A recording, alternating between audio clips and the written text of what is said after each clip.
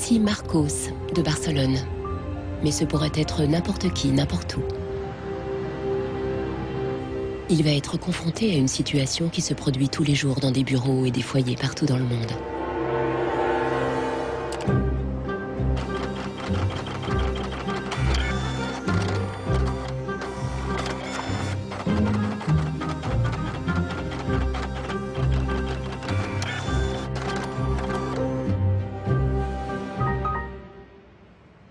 Une pièce de l'imprimante ne fonctionne plus.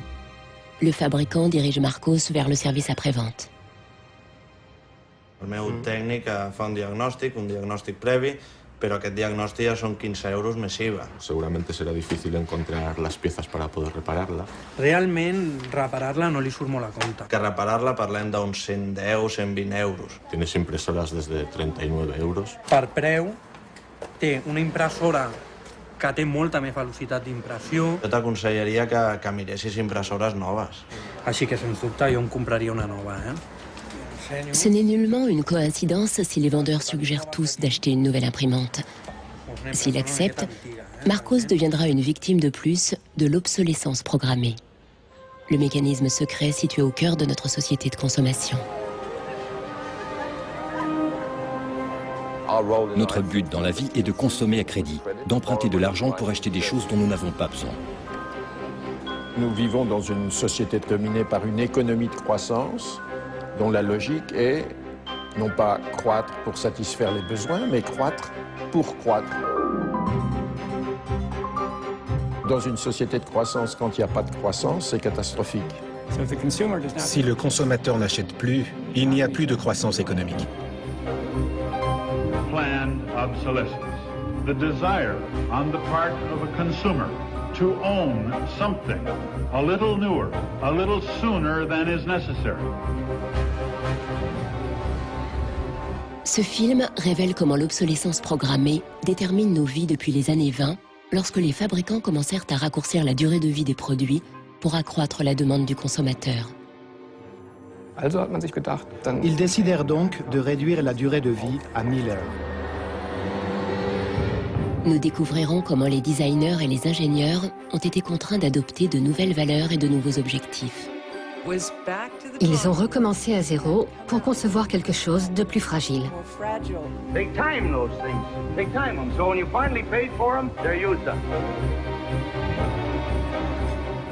Une nouvelle génération de consommateurs a commencé à s'opposer aux fabricants.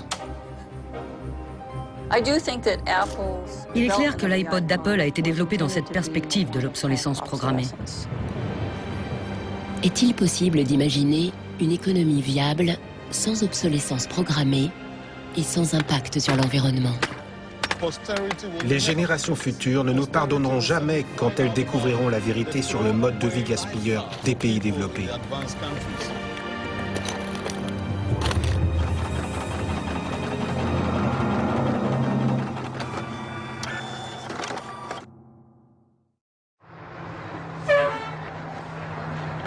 Bienvenue à Livermore, en Californie, où l'on trouve la plus ancienne ampoule du monde. Je m'appelle Lynn Owens et je préside le comité de l'ampoule. En 1972, nous avons découvert que l'ampoule suspendue au plafond de la caserne des pompiers était unique.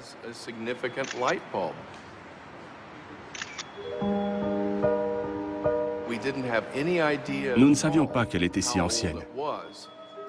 Jusqu'au jour où un journaliste, Mike Dunstan, a commencé à enquêter. Il a pu interroger d'anciens pompiers, alors nonagénaires, qui lui ont confirmé que l'ampoule avait brillé sans interruption depuis 1901.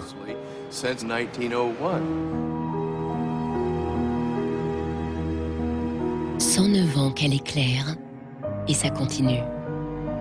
Une webcam diffuse l'image de l'ampoule de Livermore 24 heures sur 24 sur Internet. Pour l'anecdote, elle a déjà survécu à 2 webcams.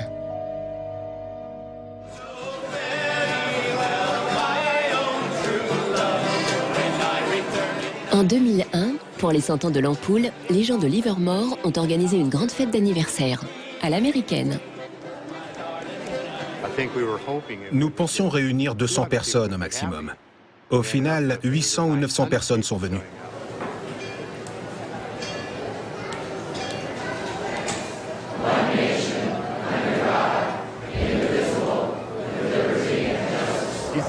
Vous n'imagineriez pas des gens chantant « Joyeux anniversaire » à une ampoule?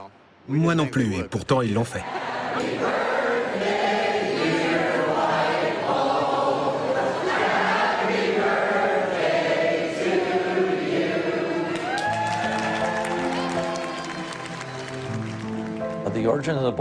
L'ampoule originale a été produite à Shelby, dans l'Ohio, vers 1895.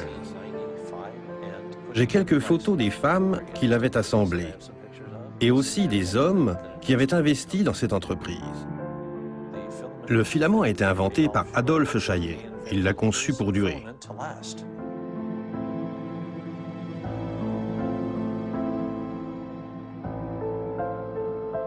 Pourquoi a-t-il duré? Je l'ignore. Il a emporté le secret avec lui.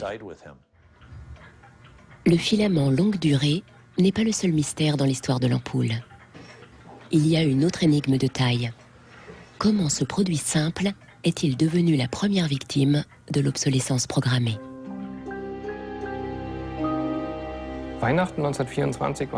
Noël 1924 fut très spécial.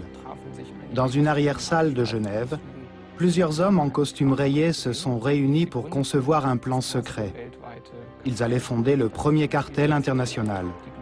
Leur but était de contrôler la production des ampoules incandescentes dans tous les pays et de se partager le gâteau du marché mondial. Ce cartel s'appelait Phébus. Phébus rassemblait les principaux fabricants d'ampoules d'Europe et des États-Unis et même des lointaines colonies d'Asie ou d'Afrique. Le but était d'échanger des licences et des brevets, de réguler la production et surtout de contrôler le consommateur. Pour ces compagnies, c'était mieux si les consommateurs achetaient régulièrement des ampoules. Si celles-ci duraient trop longtemps, cela représentait un préjudice économique. Au début, les fabricants cherchent à produire des ampoules de longue durée.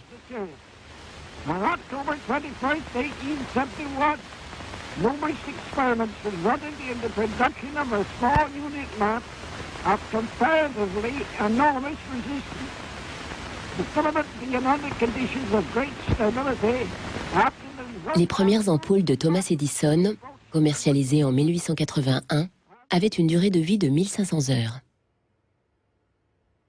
En 1924, quand le cartel Phébus fut fondé, les fabricants annonçaient déjà des durées de vie de 2500 heures et insistaient sur la longévité de leurs ampoules. Donc, chez Phébus, ils ont pensé qu'il fallait limiter la durée de vie des ampoules à 1000 heures.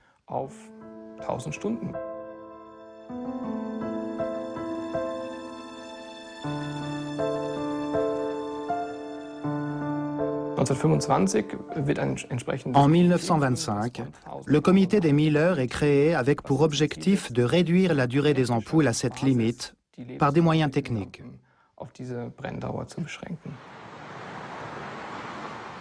80 ans plus tard, Helmut Höge, un historien berlinois, met au jour les activités du comité. Il a trouvé des preuves cachées parmi les notes internes des membres fondateurs du cartel. Il y avait par exemple Philips en Hollande, Osram en Allemagne ou la Compagnie des Lampes en France. Voici ce que dit ce document du cartel. La durée de vie moyenne des lampes destinées à l'éclairage général ne peut être garantie, rendue publique ou proposée seulement à condition qu'elle soit équivalente à 1000 heures.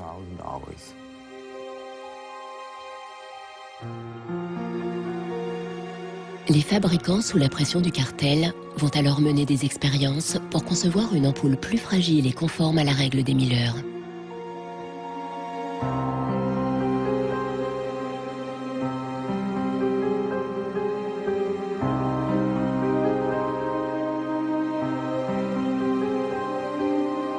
La production était rigoureusement contrôlée pour s'assurer que les membres du cartel respectaient bien la norme. Une des mesures a consisté à installer des étagères avec des petites douilles dans lesquelles on vissait des échantillons de la production pour les tester. Les firmes comme Osram consignaient ensuite méticuleusement la durée de vie de chaque ampoule.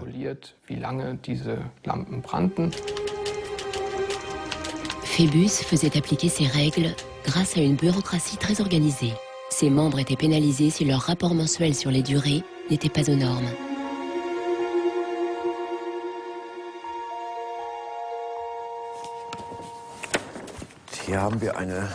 Nous avons ici une liste de 1929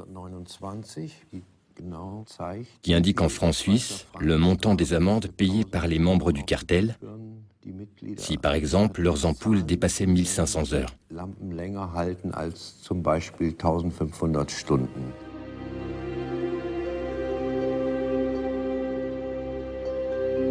Avec la mise en place de l'obsolescence programmée, la durée des ampoules a chuté.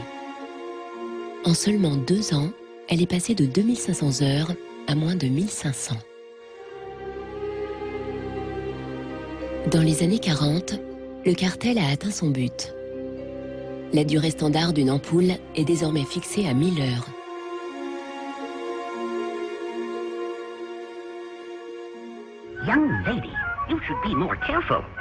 General Electric a produit un film éducatif pour expliquer aux consommateurs que la durée en vigueur était la meilleure. Just look at that filament.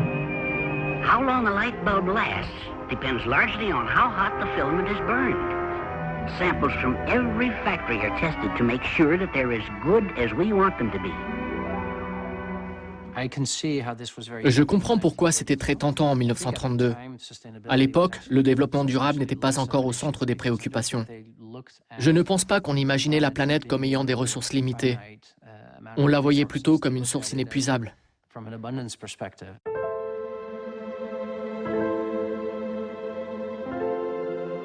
En 1942, le cartel est découvert et le gouvernement américain porte plainte contre General Electric et d'autres fabricants d'ampoules. On les accuse de fixer les prix, de concurrence déloyale et de limiter la durée de vie des ampoules incandescentes.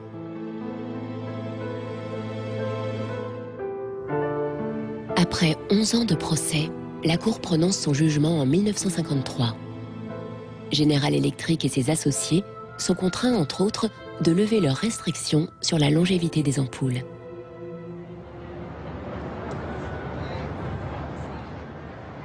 En réalité, ce jugement n'a eu que très peu d'effet. Les ampoules ont continué à durer 1000 heures.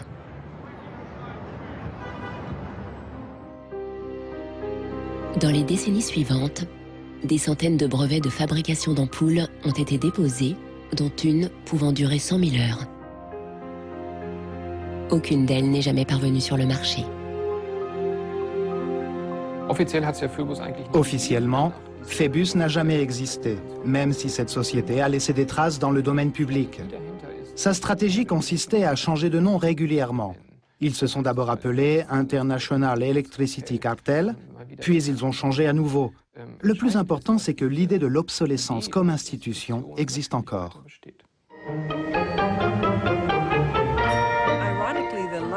C'est ironique que l'ampoule, qui a toujours symbolisé les idées et l'innovation, soit pourtant l'un des premiers et meilleurs exemples d'obsolescence programmée.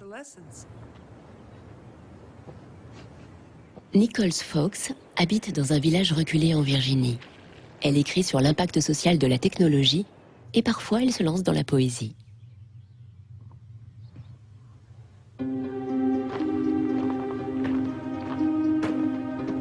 When in the dark the bogles are about, behind the bushes hiding at the ready, before you faint with fright or give a shout, you want illumination ever steady.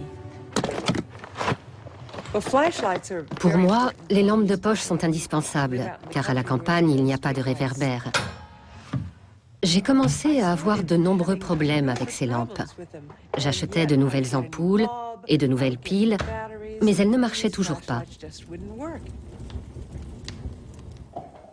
Même éloigné de la vie urbaine moderne, Nichols Fox est victime de l'obsolescence programmée. Voici un mémo de General Electric des années 30. Il y a 2 ou 3 ans, une réduction de la durée de vie des lampes de poche a été proposée pour abandonner l'ancienne idée qu'une lampe devait durer au moins 3 piles. Il fallait privilégier des lampes dont les durées seraient équivalentes à celles des piles. approximately equal. Flashlights are not toys. Les lampes de poche ne sont pas des jouets, ce sont des appareils utilitaires. C'est exaspérant de penser qu'ils aient pu faire cela si tranquillement, et surtout qu'ils l'aient fait, tout simplement. They would do it at all.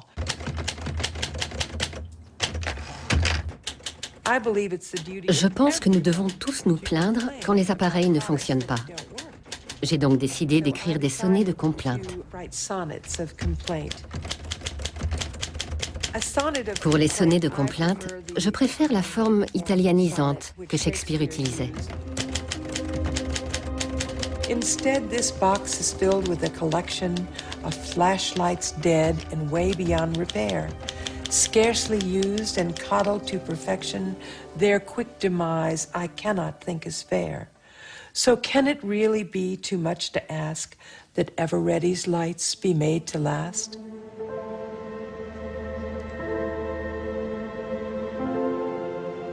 À Barcelone, Marcos n'a pas suivi les conseils des vendeurs.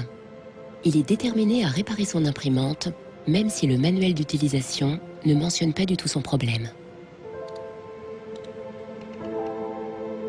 En allant sur des forums internet, il a découvert qu'il n'était pas le seul dans ce cas. Beaucoup de gens sur ces forums ont les mêmes problèmes que moi. Des imprimantes qui n'impriment pas, qui se bloquent et pour lesquelles on ne peut rien faire. C'est le cas avec plusieurs marques. Parmi les centaines de messages, il n'y a pas de solution en vue. On dirait que Marcos cherche une aiguille dans une botte de foin.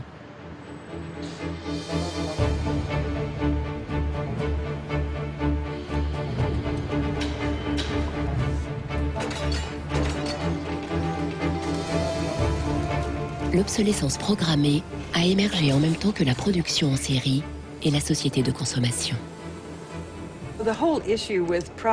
La question des produits fabriqués pour durer moins longtemps a commencé avec la révolution industrielle.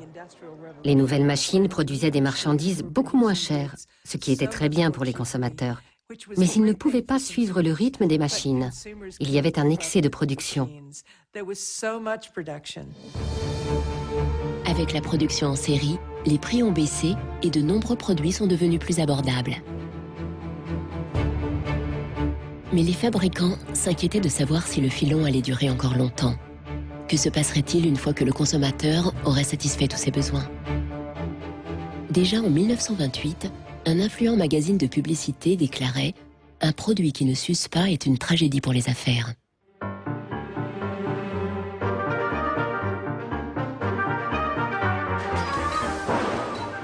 Les effets de cette tragédie ont été fortement ressentis par Henry Ford, le père de la chaîne de montage.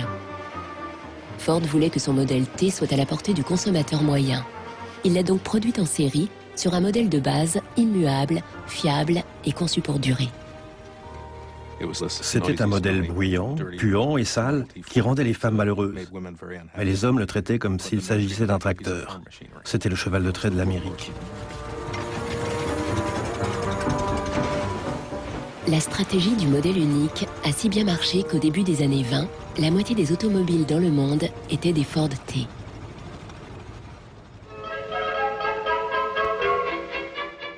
Pour battre Ford, General Motors a choisi une stratégie complètement nouvelle, imaginée par son président Alfred Sloan. Au lieu de concevoir la nouvelle Chevrolet comme le modèle T, aussi fiable et robuste, Sloan lui a fait subir une transformation radicale, essentiellement esthétique. Sloan l'a paré d'une nouvelle robe et d'un nouveau rouge à lèvres et il l'a mise sur le marché à un prix légèrement inférieur à la Ford T. Comme elle était plus jolie, la Chevrolet s'est vendue comme des petits pains. Sloan a compris qu'il ne battrait pas Ford sur le terrain de la mécanique, mais plutôt sur celui du design. Sloan a créé le concept du modèle annuel avec différentes gammes de couleurs, de formes et de tailles. Son but, encourager le consommateur à changer de voiture tous les 3 ans. La stratégie a fonctionné et Ford a connu une chute des ventes, les consommateurs trouvant le modèle T obsolète et démodé. En 1927, après avoir célébré la production des 15 millions de modèles T, il l'a retiré définitivement du marché.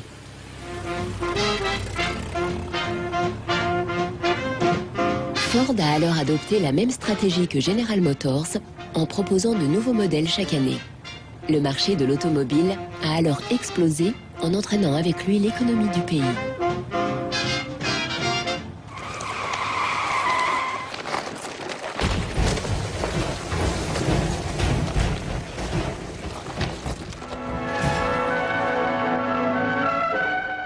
En 1929, l'émergence de la société de consommation est frappée de plein fouet par le crash de Wall Street et l'Amérique plonge dans une profonde récession. Unemployment reached staggering proportions. By 1933, 1/4 of our labor force was unemployed. On ne fait plus la queue pour acheter, mais pour trouver du travail et de la nourriture. En 1933, le président Roosevelt instaure le New Deal pour sortir le pays de la Grande Dépression et lance une politique d'investissement important dans les travaux publics. Good, sound men and women wanted to earn the help they got, to hold up their heads, to keep themselves from going rusty. Retail business needed their purchasing power to stimulate trade.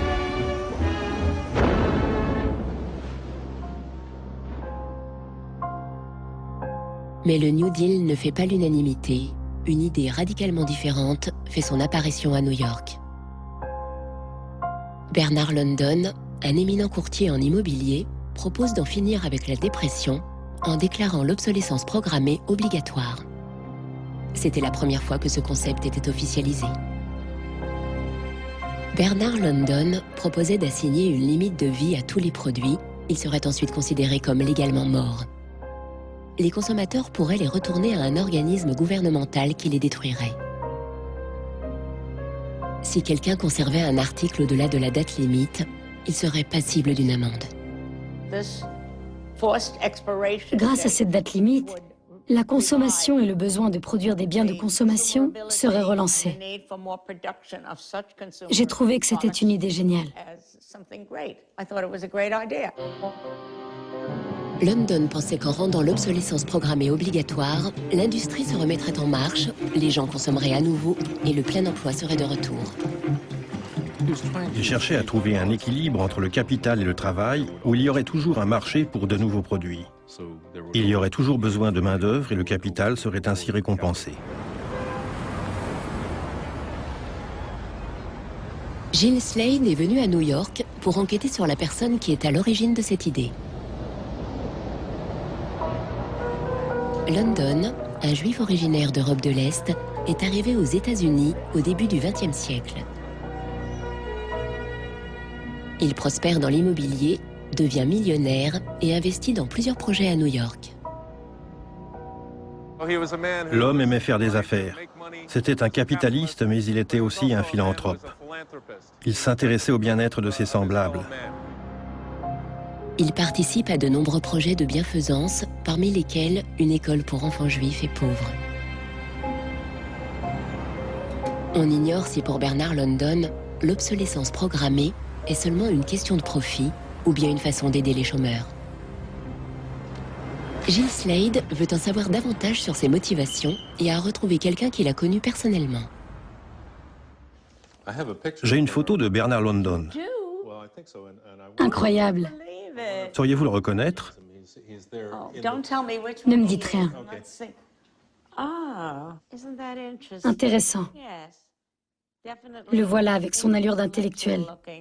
Vous avez rencontré London en 1933, me semble-t-il. J'avais 16 ou 17 ans.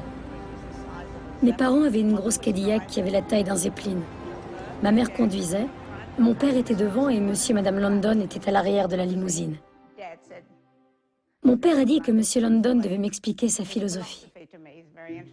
C'était un homme très intéressant. En quelques mots, il m'a expliqué son idée pour enrayer la dépression. À l'époque, nous étions en plein chaos économique, pire qu'aujourd'hui. Il était obsédé par cette idée, comme un artiste l'est par ses tableaux. Il m'a chuchoté à l'oreille, tant il craignait que son idée ne soit trop radicale. Finalement, la proposition de Bernard London n'a pas été suivie et l'obsolescence par obligation légale ne fut jamais appliquée.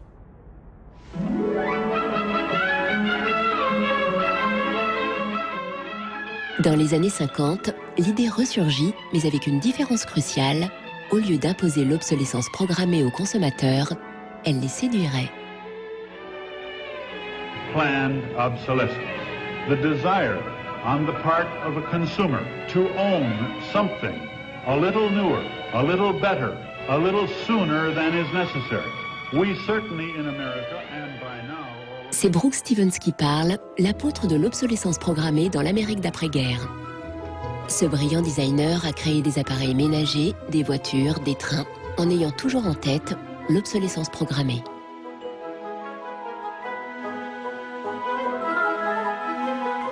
Dans l'esprit de l'époque, tout ce que Brooks Stevens crée induit l'idée de vitesse et de modernité. Même sa maison sort de l'ordinaire. J'ai grandi dans cette maison que mon père avait dessinée. Elle était en banlieue et pendant la construction, tout le monde pensait que c'était la nouvelle gare de bus car elle ne ressemblait pas à une maison traditionnelle. Voici une photo de famille avec mon père, moi-même, mes frères aînés, ma sœur et ma mère. La maison était toujours remplie d'objets dessinés pour ses clients, comme cette tondeuse. Tous les 2 ou 3 ans, il apportait le dernier modèle et ma mère se faisait une joie de tondre la pelouse elle-même. À sa façon, elle testait les produits. Si quelque chose ne lui plaisait pas, elle en faisait part à mon père.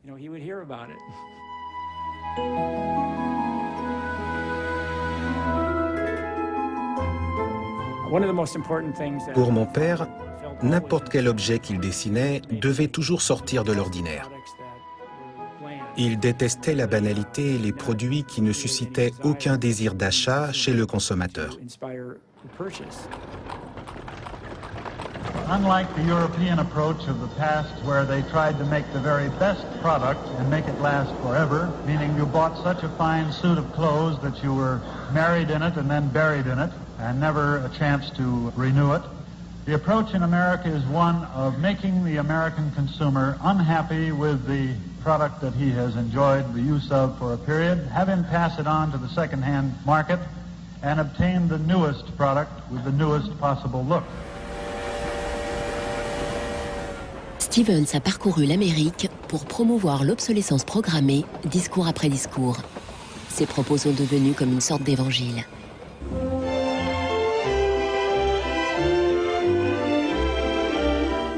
Women and men alike are increasingly interested in the look of things. They eagerly give their attention to what's new and beautiful and advanced.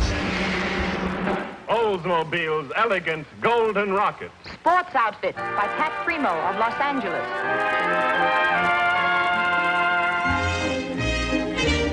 Le design et le marketing séduisent le consommateur et suscitent un désir insatiable pour le dernier modèle. Mon père n'a jamais conçu un produit pour qu'il tombe délibérément en panne ou devienne obsolète dans un bref délai. L'obsolescence programmée est à l'entière discrétion du consommateur. Personne ne force le consommateur à aller dans un magasin pour y acheter un produit. Il y va de son plein gré, c'est son choix.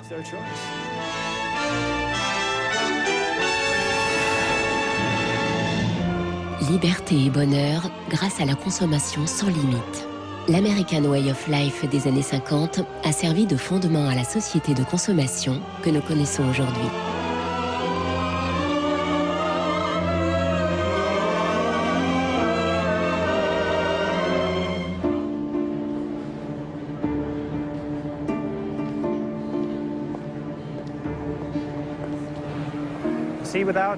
Sans l'obsolescence programmée, ces lieux n'existeraient pas. Il n'y aurait aucun produit, aucune industrie, pas de designer ou d'architecte, il n'y aurait pas de vendeurs ni de personnel en charge du nettoyage, pas de garde de sécurité. Tous ces emplois disparaîtraient.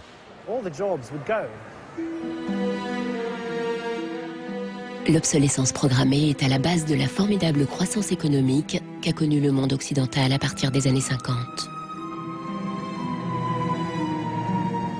Depuis, la croissance est devenue le Graal de notre économie.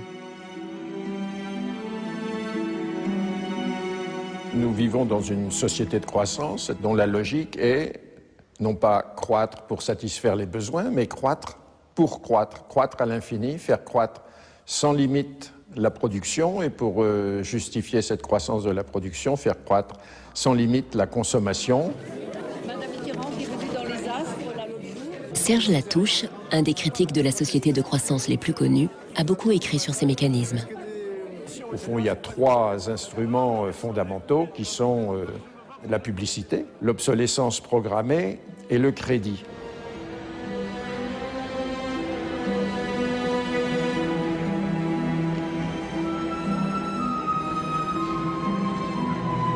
Depuis une génération, notre but dans la vie semble être de consommer à crédit, d'emprunter de l'argent pour acheter des biens dont nous n'avons pas besoin.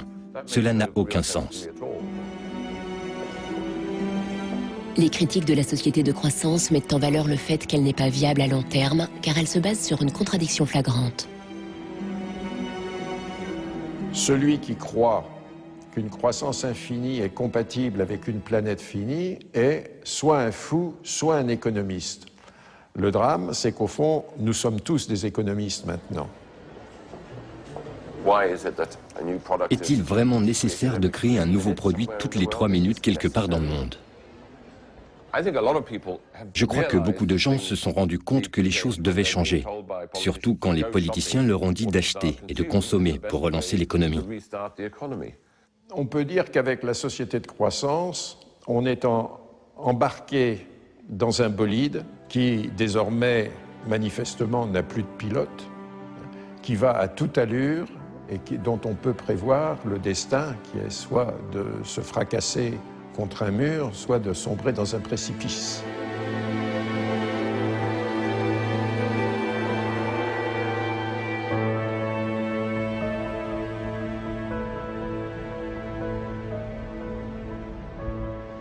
Marcos a trouvé quelqu'un sur Internet qui a découvert ce qui est arrivé à son imprimante. I tried to print a document and it said parts inside your printer require replacement. So I decided to do a little servicing of my own. Hello, Marcos. I got your message. Marcos a contacté l'auteur de la vidéo. How are you?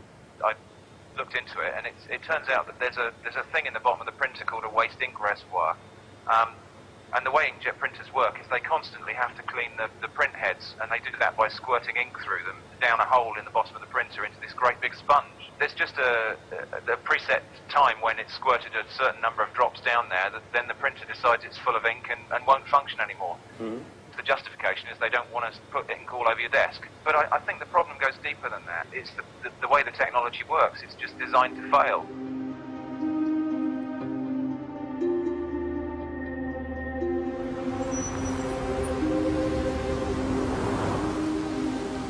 Où est l'éthique quand on conçoit un produit pour qu'il tombe en panne?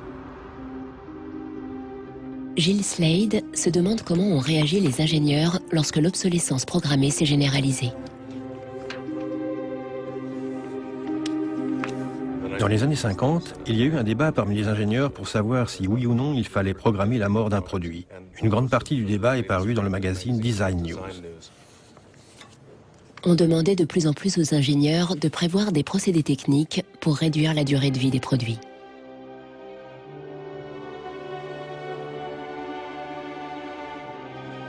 De nombreux ingénieurs trouvaient que c'était un sale coup de faire payer pour des produits délibérément conçus pour tomber en panne. Le magazine Design News relayait ce débat intense. Une nation comme la nôtre, leader parmi les nations, transforme ses ingénieurs en destructeurs. C'est même un crime contre la loi naturelle de Dieu de gaspiller ce qu'il nous a donné. Pour les ingénieurs, c'était vraiment une période difficile. Cette confrontation avec l'obsolescence programmée les a conduits à revoir fondamentalement leur éthique.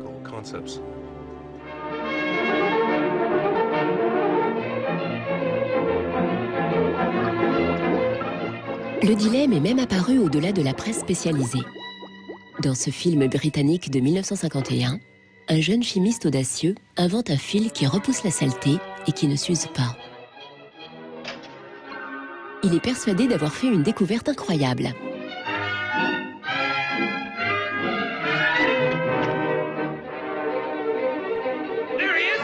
Mais tout le monde n'apprécie pas son invention, et bientôt, il est poursuivi non seulement par les patrons de l'usine, mais aussi par les ouvriers qui craignent tous de perdre leurs emplois.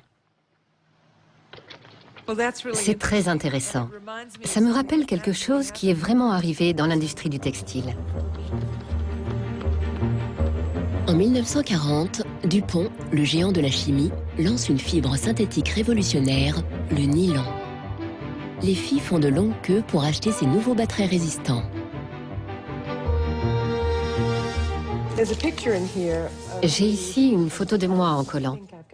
Les bas étaient incontournables dans les années 50-60. Il était inimaginable de ne pas en porter. Sortir sans bas aurait été très choquant.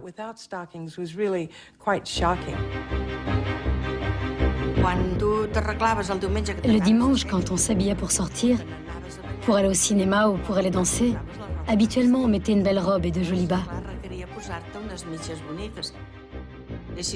Au bal, si pour une raison quelconque on déchirait nos bas, alors on n'osait plus danser parce qu'on aurait pu voir nos bas filer. C'était un énorme progrès de fabriquer des bas résistants, mais cela ne durera pas très longtemps.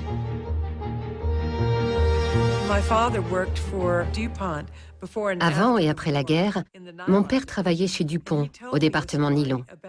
Et il m'a raconté comment ils avaient testé le nylon pour en faire des bas. Les hommes de son département emportaient des bas à la maison pour les faire tester par leurs femmes ou leurs petites amies. Mon père a fait de même. Et ma mère était ravie avec les premiers bas qu'elle avait testés, parce qu'ils étaient tellement résistants.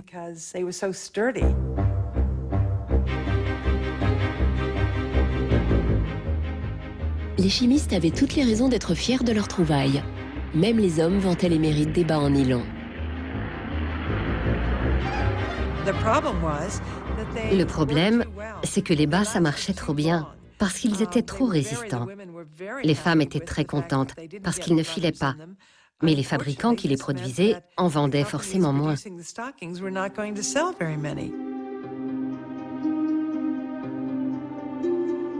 DuPont donna de nouvelles instructions au père de Nicole Fox et à ses collègues.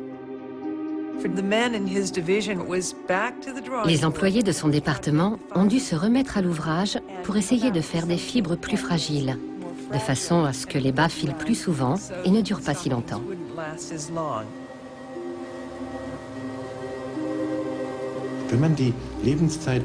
C'est assez facile de réduire la longévité d'une paire de bas, car le nylon n'est pas l'unique composant. Il y a aussi des additifs qui, par exemple, protègent le nylon des rayons ultraviolets du soleil. Il suffit de varier la quantité d'additifs. Si vous ajoutez moins d'additifs, ou que vous n'en mettez aucun, le soleil ou l'oxygène présent dans l'air détruisent les bas, et ils s'abîment alors plus facilement. Autrement dit, la destruction peut être programmée. Peu après, les bas commençaient à filer à nouveau. Ça s'est fait petit à petit. Ce ne fut pas aujourd'hui on a des bas solides et du jour au lendemain les bas sont de piètre qualité, vous comprenez? Ça a été progressif. Au fur et à mesure, les bas devenaient de plus en plus fins et de moins en moins résistants.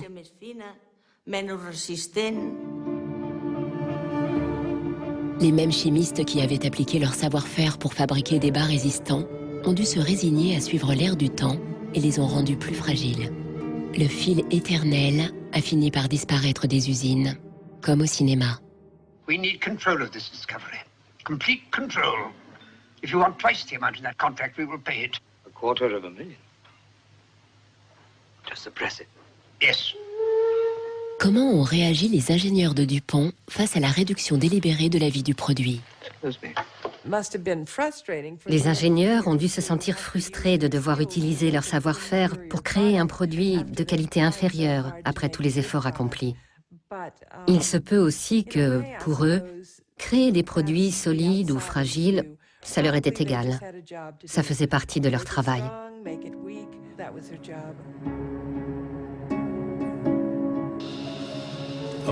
Parmi les ingénieurs, il y a eu un changement de valeur. Il y a les ingénieurs de la vieille garde qui veulent continuer à créer des produits solides et durables. Et il y a une nouvelle vague d'ingénieurs, influencés par le marché, dont l'intérêt est de concevoir le produit le plus jetable possible. Ce débat fut tranché quand cette nouvelle école d'ingénieurs s'est imposée. So how often do you change your mobiles? 18 months. Once a year. Once a year. Aujourd'hui, on enseigne l'obsolescence programmée dans les écoles de design et d'ingénierie. Boris Knuff donne un cours sur le cycle de vie des produits de consommation, un euphémisme moderne pour dire obsolescence programmée. I went shopping for you. Got a couple of things. A pan, salt, shirt, another shirt. L'éthique ne compte plus dans un monde dominé par un seul objectif, l'achat fréquent répété. And this is an old toaster. What I do, I pass these round, and you tell me what you think, how long it takes for them to fail, what the service life will be. Designers have to understand. Les designers doivent comprendre pour qui ils travaillent. Le modèle commercial du client définit avec quelle fréquence il veut renouveler ses produits. Ce cahier des charges est remis aux designers, qui doivent concevoir le produit afin qu'il corresponde exactement à la stratégie commerciale du client pour lequel il travaille.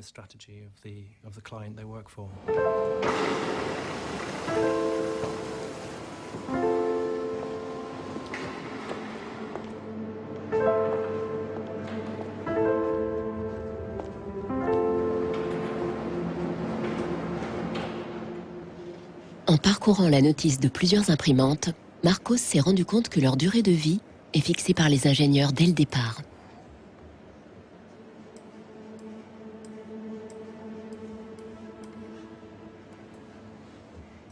Ils insèrent une puce dans les circuits de l'imprimante.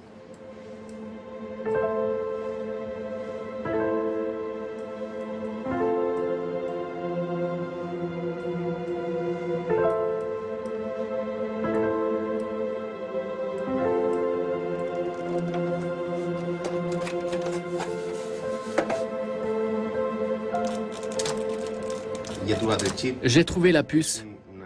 C'est une EPROM qui mémorise le nombre d'impressions. Et une fois qu'on atteint la quantité préétablie, l'imprimante se bloque et n'imprime plus.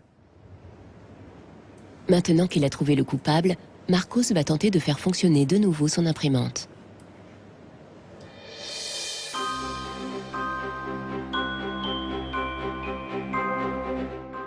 À la fin des années 50, les consommateurs commencent à se poser des questions sur l'obsolescence programmée et sur les astuces des fabricants.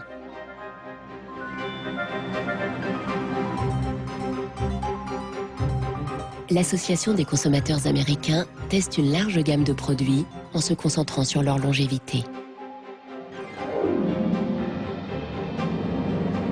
Les résultats de ces tests sont publiés dans leur magazine qui connaît un succès et une influence grandissante. L'association fait aussi du lobbying pour faire passer des lois qui protègent le consommateur.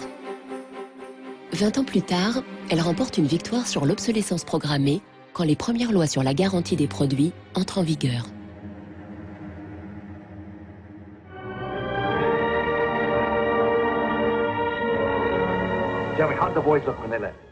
La frustration des citoyens à l'égard de l'obsolescence programmée fait partie de l'ère du temps.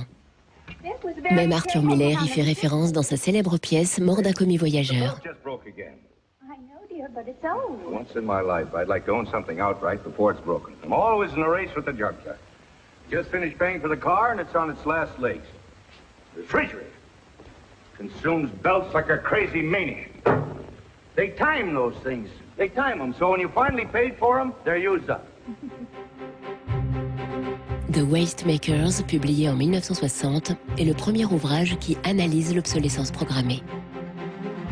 Son auteur, Vance Packard, a déjà connu la gloire grâce à un livre sur le pouvoir de la publicité. Son nouvel ouvrage devient un best-seller. Good evening, Mrs. Packard. Good evening, Charles.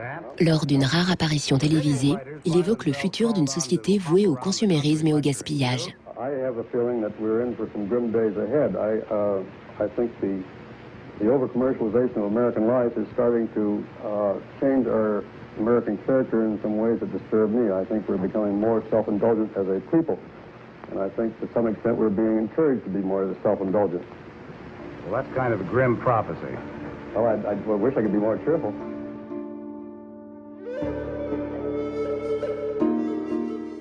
Les détracteurs de la société de consommation ont souligné ces failles, mais n'ont pas proposé d'alternative, car à l'époque, elle existait déjà, de l'autre côté du rideau de fer.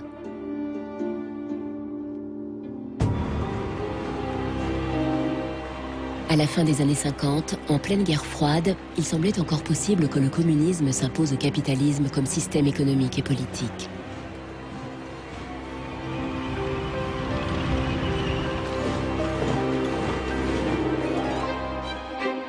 L'économie communiste ne se fondait pas sur le libre marché, mais sur la planification centralisée par l'État.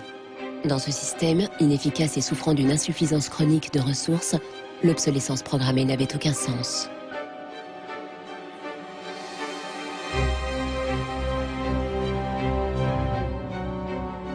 En Allemagne de l'Est, l'économie communiste la plus performante, les normes officielles stipulaient que réfrigérateurs et machines à laver devaient durer 25 ans.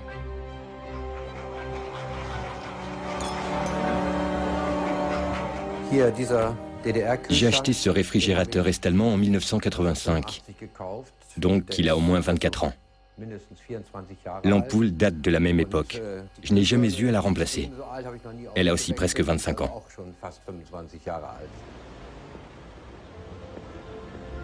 En 1981, une usine de Berlin-Est lance une ampoule longue durée. Là en haut, il y avait le centre d'essai pour tester la durée des ampoules.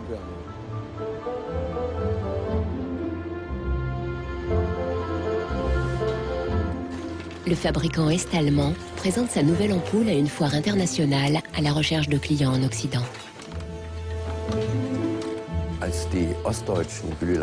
Quand les fabricants est-allemands ont présenté cette ampoule à la foire de Hanovre de 1981, leurs collègues de l'Ouest, de l'Osram, ont dit « Vous allez détruire vos propres emplois ». Les ingénieurs de l'Est ont répondu « Non, au contraire, en économisant les ressources et sans gaspiller de tungstène, nous sauverons nos emplois ».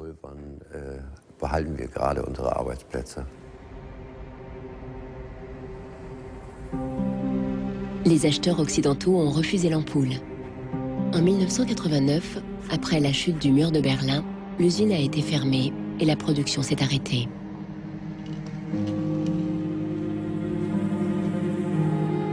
Aujourd'hui, on ne la trouve que dans des musées et des expositions.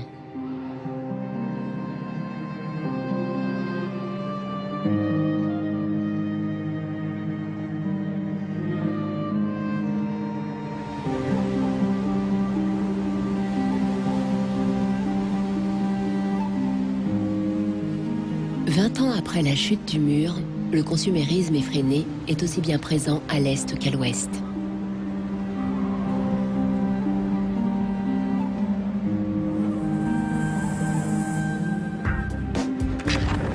À une différence près, à l'heure d'Internet, les consommateurs sont décidés à lutter contre l'obsolescence programmée. Nous tournons tous nos films ici. Nous prenons des polaroïdes de toutes les personnes qui entrent ici. Ce support est comme un dinosaure, il n'existe plus. Nous sommes très fans de la VHS. Nous copions tous les films de DVD sur VHS, puis nous les archivons. Pour les frères Neistat, artistes et réalisateurs new-yorkais, aucun objet devient obsolète, quitte à finir en décoration murale ou comme accessoire dans leur prochain film. Notre premier film à succès était un film sur l'iPod. J'étais complètement fauché. Et quand j'ai acheté cet iPod, il coûtait dans les 400-500 $. Environ 8 ou 12 mois plus tard, la batterie est tombée en panne. J'ai appelé Apple pour qu'il la remplace, et leur politique à l'époque était de dire à leurs clients d'acheter un nouvel iPod.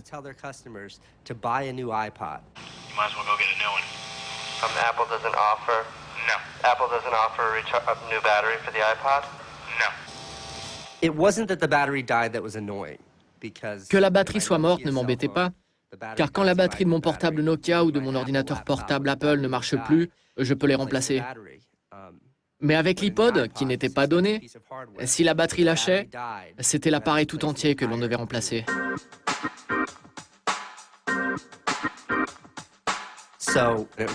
Mon frère a eu l'idée d'en faire un film. Munis d'un pochoir, nous avons bombé toutes les affiches d'iPod que nous avons rencontrées en ville avec ce slogan. La batterie non remplaçable de l'iPod dure seulement 18 mois.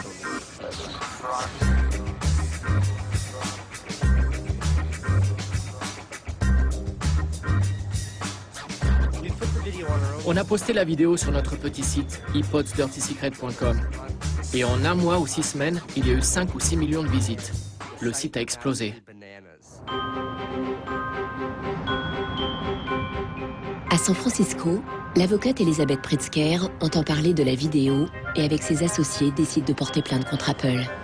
50 ans après l'affaire de l'ampoule, l'obsolescence programmée se trouve à nouveau devant le tribunal. Quand nous avons entamé le procès, l'iPod était sur le marché depuis 2 ans et Apple avait vendu environ 3 millions d'exemplaires aux États-Unis. Beaucoup de propriétaires d'iPod ont eu des problèmes de batterie et sont déterminés à poursuivre Apple. Comme la vidéo des frères Neistat, les nouvelles du procès se sont propagées sur Internet et des milliers de gens se sont manifestés. Parmi eux, Andrew Wesley. Je suis très mélomane. Et mon iPod est comme une extension de moi-même. En fait, je l'ai acheté pour écouter de la musique dans l'avion. J'étais sur un vol San Francisco-New York, si je me souviens bien. La batterie a lâché avant même le décollage.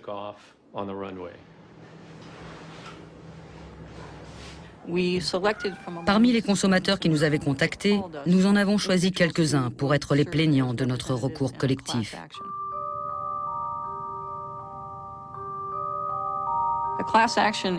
Un recours collectif est une procédure judiciaire aux États-Unis par laquelle un petit groupe de personnes représente un groupe plus important pour porter plainte devant la justice.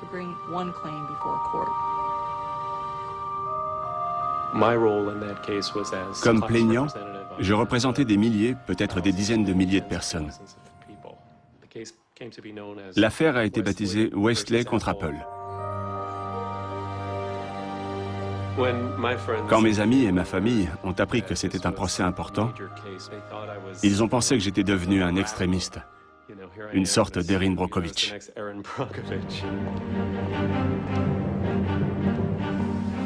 En décembre 2003, Elizabeth Pritzker dépose une plainte au tribunal d'instance de San Mateo, tout près du siège social d'Apple.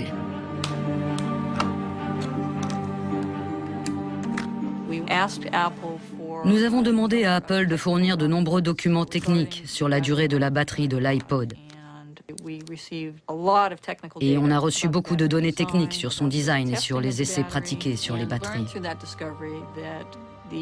Nous avons découvert que le type de batterie au lithium contenu dans l'iPod était conçu pour avoir une durée de vie limitée.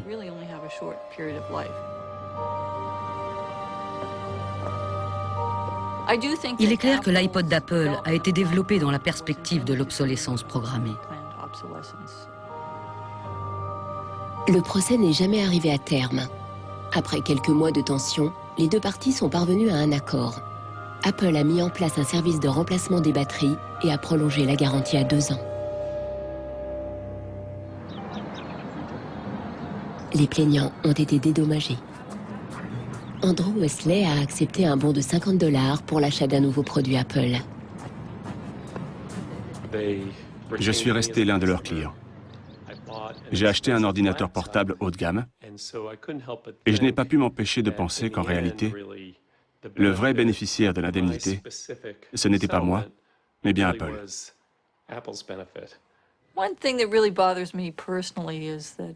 Ce qui me gêne vraiment, c'est qu'Apple se vend comme une marque très branchée et novatrice, alors que sa politique environnementale ne permet pas aux consommateurs de retourner les articles pour les recycler ou les traiter.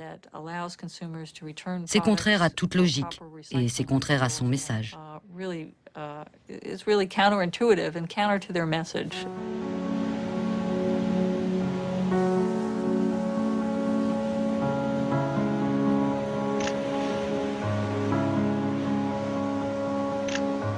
L'obsolescence programmée produit un flot ininterrompu de déchets qui sont expédiés dans les pays du tiers-monde, comme le Ghana en Afrique. Il y a 8 ou 9 ans, j'ai réalisé que beaucoup de containers arrivent ici remplis de déchets électroniques. Je parle de matériel informatique et de télévision en panne dont personne ne veut dans les pays industrialisés. Un traité international interdit d'expédier des déchets électroniques dans les pays du tiers-monde, mais les marchands le détournent en déclarant ces produits comme des articles d'occasion.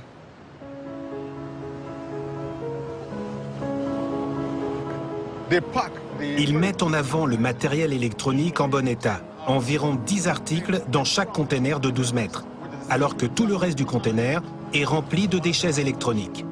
Lorsque les douaniers l'ouvrent, ils pensent qu'il n'y a que du matériel en état de marche et qui pourrait durer longtemps.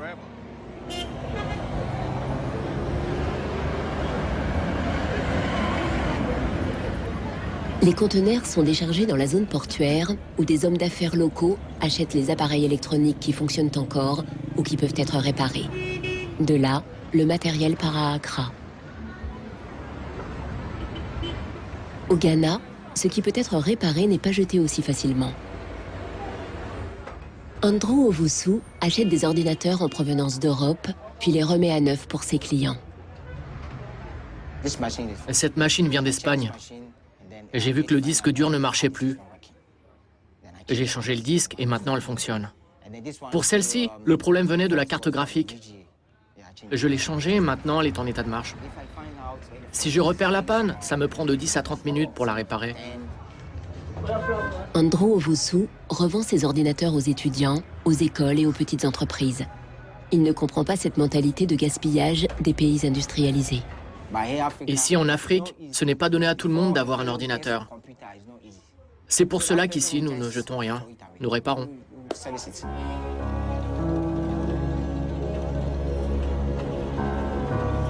Mais en fait, plus de 80% des déchets électroniques qui arrivent au Ghana sont totalement irréparables et des conteneurs entiers finissent dans des décharges illégales partout dans le pays. Nous nous trouvons dans la décharge d'Agboglochi. Avant, il y avait une jolie rivière ici, l'Odo, qui traversait cet endroit. Elle regorgeait de poissons. Notre école n'était pas très loin d'ici et nous venions jouer au football. Nous flânions sur les rives. Les pêcheurs organisaient des balades en bateau. Je m'en souviens très bien. À présent, tout ça n'existe plus. Et cela me rend vraiment très triste et furieux.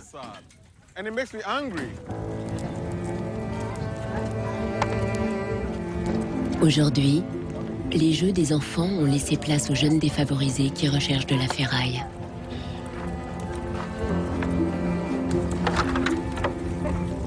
Ils brûlent la gaine en plastique des câbles d'ordinateur pour récupérer le métal.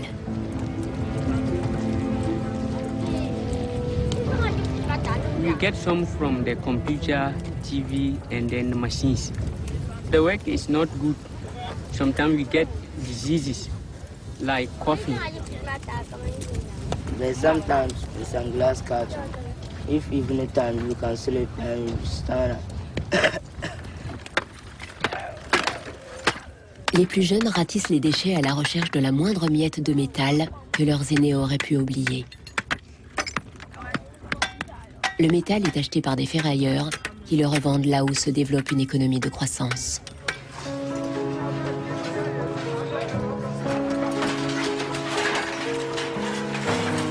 Les principaux clients sont actuellement Dubaï et la Chine.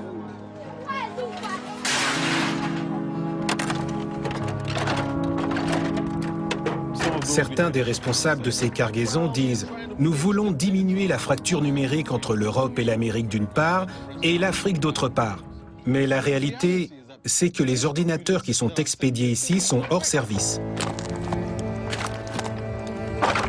C'est absurde de recevoir tous ces déchets alors qu'on ne peut pas les traiter. D'autant plus que nous ne les avons pas produits et que notre pays est devenu la poubelle du monde.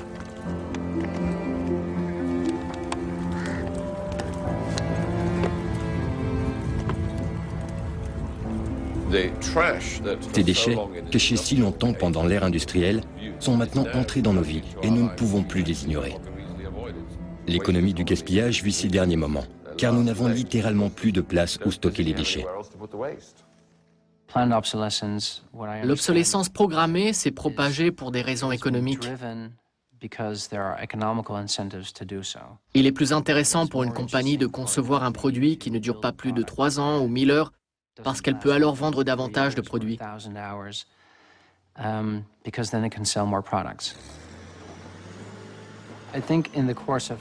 Au fur et à mesure, nous avons réalisé que cette planète qui est la nôtre ne pourra pas supporter cela indéfiniment. Les ressources naturelles et énergétiques ne sont pas inépuisables.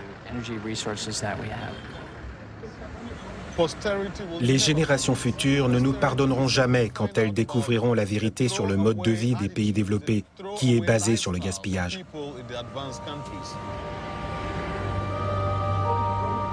Partout dans le monde, les gens ont pris conscience du phénomène et ont commencé à agir. Pour lutter contre cet état des faits, Mike Ananey rassemble des renseignements. C'est ici que je stocke les déchets électroniques qui ont une étiquette d'identification. Celle-ci dit Centre d'Amus, Jylland occidental, Danemark.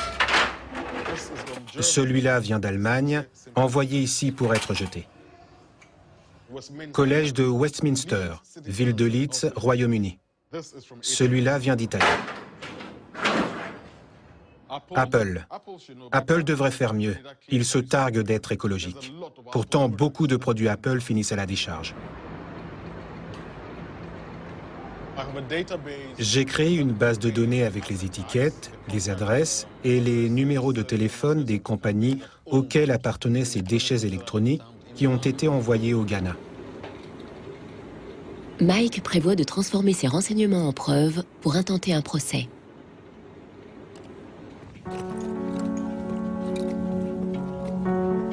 Il faut prendre des mesures punitives. Poursuivre les gens pour qu'ils arrêtent de déverser des déchets électroniques au Ghana.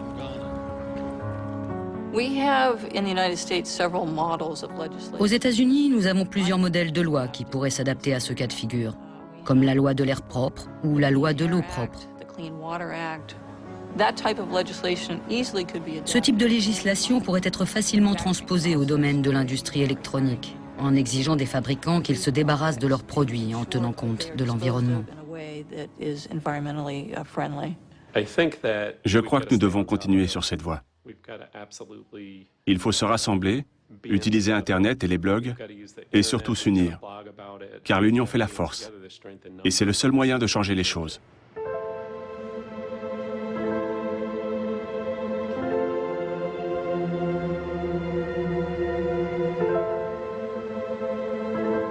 Grâce à la puissance des réseaux sociaux, Marcos avance dans sa recherche pour trouver des solutions pour son imprimante. Il a trouvé l'aiguille dans la botte de foin, en Russie. Un site propose un logiciel libre pour remettre à zéro le compteur de l'imprimante.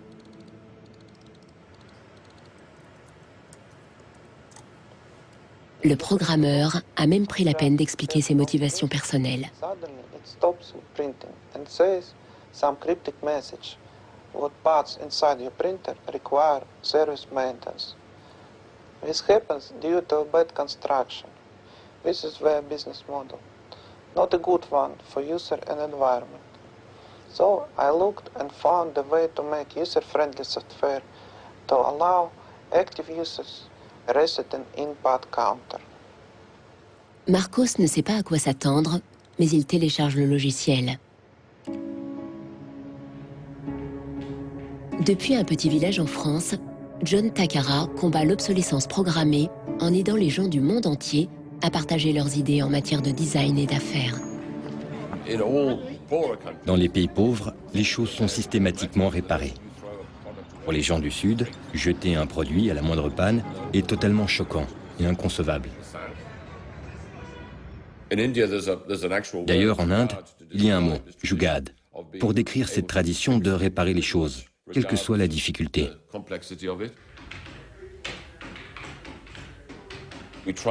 Nous recherchons des gens actifs qui mènent des projets dans le monde, plutôt que des gens qui parlent de façon abstraite de l'état déplorable des choses ou de ce que l'on devrait changer.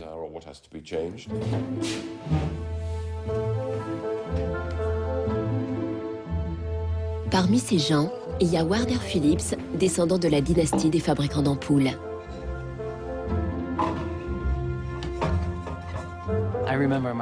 Je me souviens que mon grand-père m'a emmené dans une des usines Philips à Eindhoven pour me montrer comment étaient fabriquées les ampoules. C'était vraiment cool. Presque 100 ans après la création du cartel des ampoules, Warner Phillips poursuit la tradition familiale, mais avec une autre approche.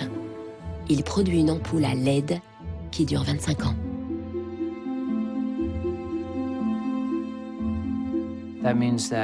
Cela signifie que l'on utilise les matériaux une fois tous les 25 ans au lieu d'une fois par an. Et aussi que l'on transporte le produit une fois tous les 25 ans au lieu d'une fois par an. Il pense que la production de produits pérennes n'est pas incompatible avec le monde des affaires.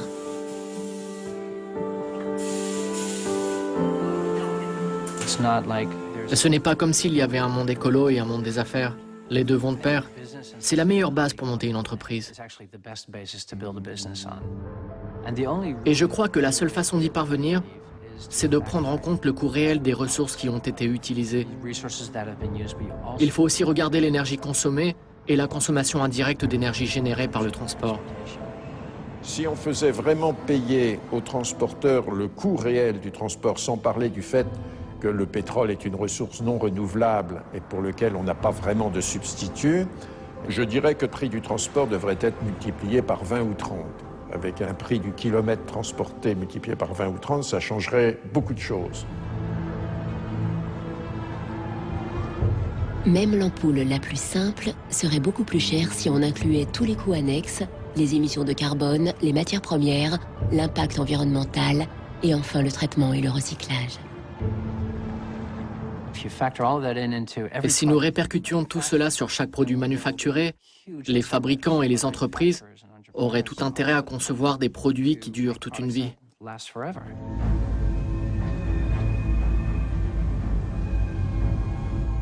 Pour combattre l'obsolescence programmée, on peut aussi repenser la fabrication des produits. Selon une nouvelle approche, si les usines reproduisaient les lois de la nature, l'obsolescence programmée deviendrait elle-même obsolète. Quand on parle de protection de l'environnement, on pense à réduire, renoncer, éviter, zéro déchet, moins d'impact. Mais au printemps, un cerisier ne réduit pas, n'évite pas et ne renonce pas.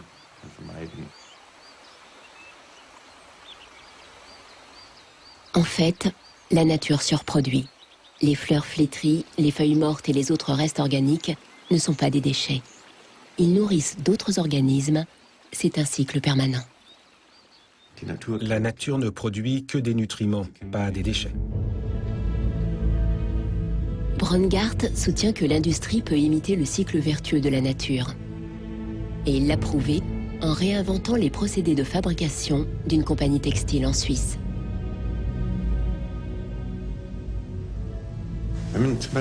Quand par exemple vous tapissez un canapé ou une chaise d'un tissu comme celui-ci, les chutes sont si nocives qu'elles doivent être traitées comme des déchets toxiques.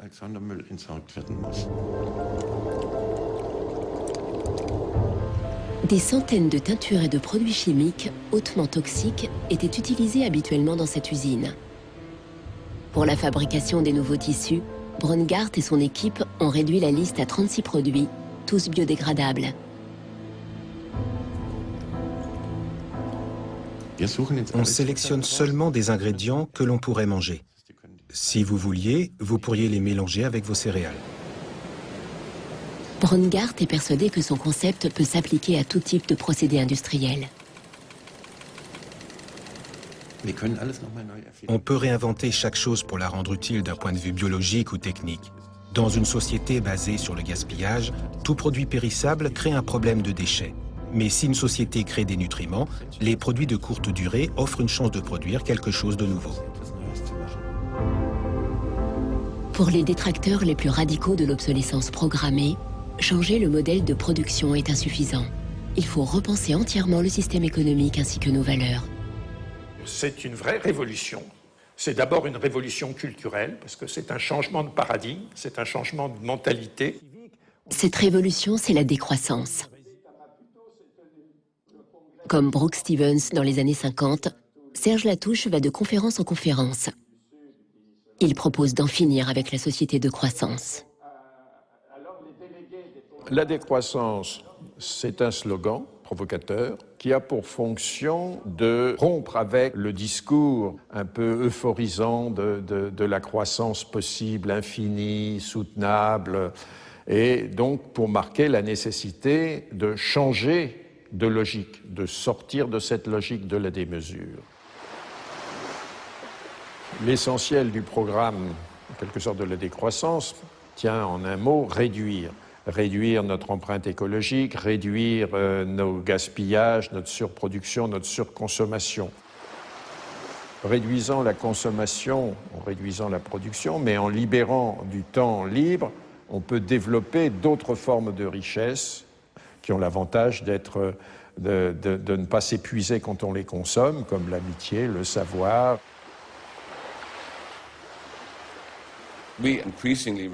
Nous dépendons de plus en plus des objets pour forger notre identité et avoir confiance en nous-mêmes.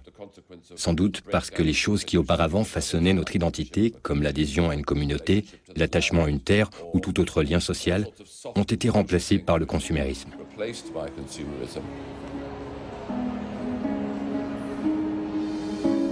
Si le bonheur dépendait du niveau de consommation, on devrait être dans la félicité absolue, parce que nous consommons 26 fois plus que du temps de Marx, mais toutes les enquêtes montrent que les gens ne sont pas 20 fois plus heureux, peut-être même qu'il y a une relation inverse au-delà d'un certain seuil, entre la croissance de la consommation et la croissance du sentiment de bonheur, parce que le bonheur est toujours quelque chose de subjectif, évidemment. Les opposants de la décroissance craignent que l'économie moderne soit détruite et nous oblige à revenir à l'âge de pierre.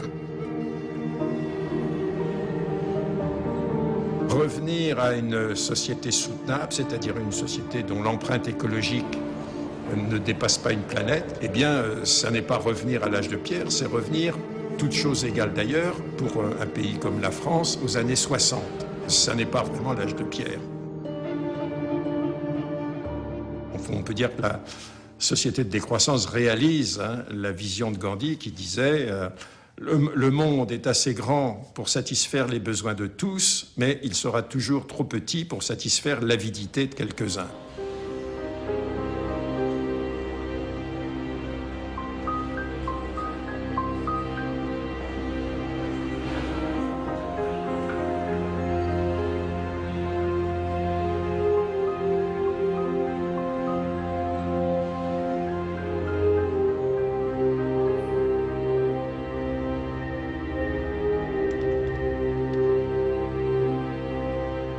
Marcos installe le logiciel russe sur son ordinateur.